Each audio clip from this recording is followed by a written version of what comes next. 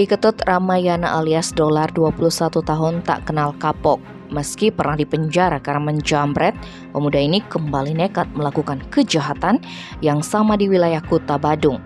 Naas, dia dihadiahi timah panas oleh polisi. Kejahatannya terkuak berdasarkan laporan dua warga asing asal India, Kontam Basker Reddy 44 tahun dan Shreyas BS 30 tahun ke Polsek Kuta.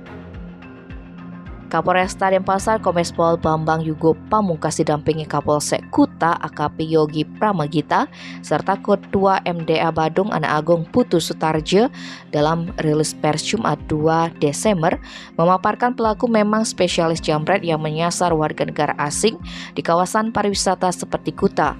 Kontam menjadi sasaran Dolar pada Rabu 19 Oktober sekitar pukul 21 WITA di Jalan Sunset Road.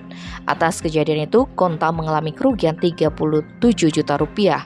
Selanjutnya pada Jumat 18 November sekitar pukul 19.30, giliran Shreyas yang menjadi korban di Jalan Nakula Legian.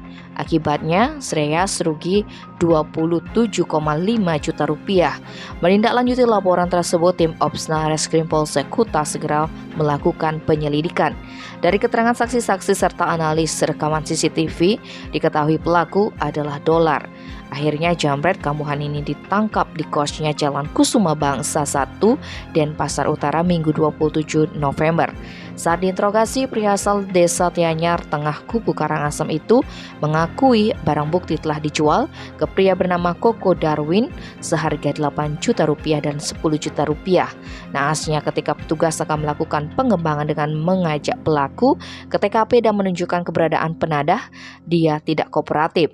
Sehingga aparat memberikan tindakan tegas terukur dengan melesakkan tembakan ke kakinya. Atas perbuatannya, Dolar kembali terancam pidana penjara 5 tahun hingga 12 tahun.